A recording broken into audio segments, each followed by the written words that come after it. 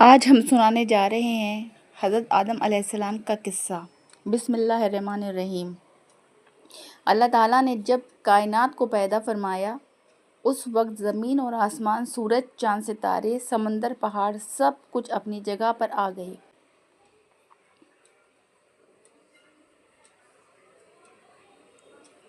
پھر اللہ تعالیٰ نے فیصلہ فرمایا کہ زمین پر اپنا خلیفہ پیدا کرے۔ اللہ تعالیٰ نے فرشتوں سے فرمایا، میں زمین پر ایک خلیفہ بنانے والا ہوں۔ فرشتے عرض کرنے لگے، پروردگار، کیا آپ ایسے کو پیدا کریں گے جو زمین میں فساد کرے گا اور خون بہائے گا؟ ہم تو آپ کی حمد و تسبیح کرتے رہتے ہیں۔ اللہ تعالیٰ نے فرمایا، میں وہ جانتا ہوں جو تم نہیں جانتے۔ اللہ تعالیٰ نے فرشتوں کو حکم دیا کہ زمین کے مختلف حصوں سے مٹی لاؤ۔ فرشتے مختلف جگہوں سے مٹی لے آئے، کہیں کی نرم، کہیں کی سخت، کہیں کی سفید، کہیں کی سیاہ۔ ان سب سے انسان کی فطرت کا نمونہ بنایا گیا۔ اللہ تعالیٰ نے اس مٹی کو گوندھ کر حضرت آدم علیہ السلام کا پیکر بنایا۔ کچھ عرصے تک وہ جسم پڑا رہا، پھر اللہ نے اپنی طرف سے اس میں روح پھونک دی۔ یوں حضرت آدم علیہ السلام زندہ ہو گئے اور دنیا کے سب سے پہلے سب فرشتوں نے فوراً سجدہ کیا، مگر ابلیس جو کہ جنات میں سے تھا، اس نے انکار کر دیا۔ اس نے کہا، میں آگ سے بنا ہوں اور یہ مٹی سے، میں اس کو سجدہ نہیں کروں گا۔ اللہ تعالیٰ نے فرمایا، جا، تو مردود ہے، جنت سے نکل جا، تجھ پر قیامت تک لعنت ہے۔ ابلیس نے اللہ سے مہلت مانگی کہ قیامت تک مجھے زندگی دے تاکہ میں آدم کی اولاد کو بہکاؤں۔ اللہ نے اسے مہلت دی، مگر ساتھ یہ بھی فرمایا، میرے نیک بندے تیرے بہکاوے میں نہیں آئیں گے۔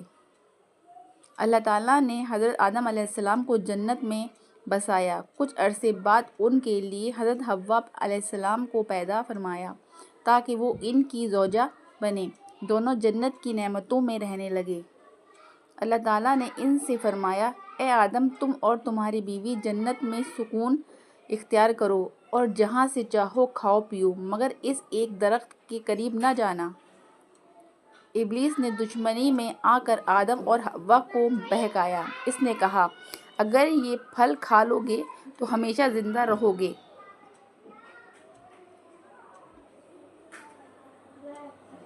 اور فرشتوں جیسے ہو جاؤ گے۔ آدم اور حوا بھول کر اس غلطی کو کر بیٹھے۔ یہ ان کی پہلی غلطی تھی کہ وہ پھل کھا بیٹھے۔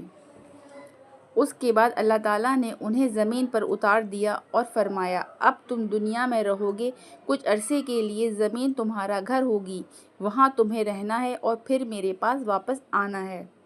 حضرت آدم علیہ السلام زمین پر آ کر بہت روئے اور اللہ سے معافی مانگی۔ انہوں نے دعا کی، اے ہمارے رب، ہم نے اپنی جانوں پر ظلم کیا، اگر تو ہمیں معاف نہ کرے اور رحم نہ فرمائے تو ہم نقصان اٹھانے والوں میں سے ہو جائیں گے۔